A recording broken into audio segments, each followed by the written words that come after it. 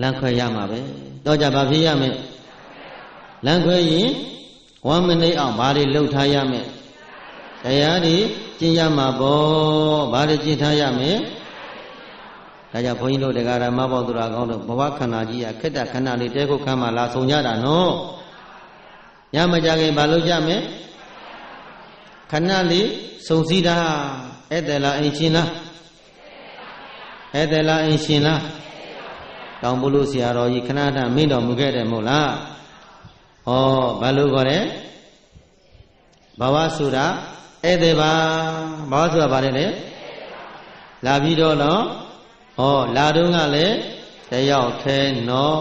လက်တွဲခေါ်ကဖော်မပါဘူးဥစ္စာရှိနေကိုယ်အထီးဒီပြန်သွားတော့လေတယောက်ထဲနော်လက်တွဲခေါ်ကဖော်မပါဘူးဥစ္စာရှိနေကိုယ်အထီးဒီ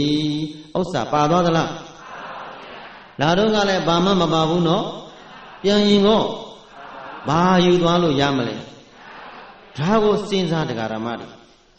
ငါဟာနဲ့စွဲမနေနဲ့အင်းကြီးရာကြီးစောက်ထားတဲ့အဲ့ဒီငါအိမ်လို့မပြောနဲ့ဒါငါအိမ်မေငါတို့အိမ်မဲလို့စွဲမနေနဲ့အေးငါအိမ်ကိုဟာလူမင်းဟေးကောင်လာသားငါအိမ်ကြီးဘလောက်လှလဲကွာကြည့်ငါအိမ်ဘလောက်လှကြည့်စမ်းအဲ့ဒါလို့မေးလို့ပြောလို့ရှိရင်တဲ့အိမ်ကကြီးတဲ့ဘယ်သူကကြီးတဲ့ဟာတော်တော်မိုက်တဲ့ကောင်ကြည့်စမ်းအိမ်ကြီးငါအိမ်နဲ့ကိုယ်ခန္ဓာကမပိုင်ပါဘဲနဲ့သူတစ်ပါးကိုပိုင်တယ်လုံးနေတာကိုမအနိစ္စဒုက္ခအနတ္တကြီးကိုဟင်းဒါငါ့ကိုလာပြီးတော့အိမ်ကြီးငါအိမ်လုံးနဲ့အလွန်လူမိုက်ပဲဟေးကောင်လူမိုက်လို့အိမ်ကလက်ညှိုးထိုးရန်ရှာတဲ့ဘယ်သူကရန်ရှာတဲ့ဘာဖြစ်လို့မပိုင်တာကိုအရှင်ခံနေလို့ဟုတ်တယ်နော်မပိုင်တာကိုကဲဘုန်းကြီးတို့တရားဓမ္မတွေကဲအရှင်မခံကြဘူးလားတရားကြီးတွေကဘယ်သူကိုအရှင်ခံတဲ့ဟုတ်လားတရားကြီးတွေရောတရားယူသားကြီးရောအရှင်မခံဘူးလားအဲ့ဒါတပည့်တော့အရှင်မဗျာအမဲ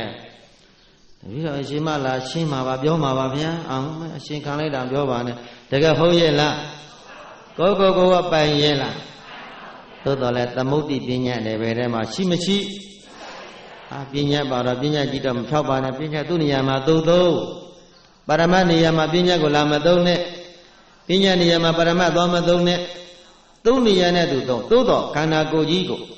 ဉာဏ်နဲ့ကြည့်တဲ့အခါကာလမှာဟောဒီခန္ဓာကိုယ်ယုံနာဓမ္မသင်္ခါရတပါးသင်္ခါရမှာတပါးပုဂ္ဂိုလ်တ attva ရှိမရှိ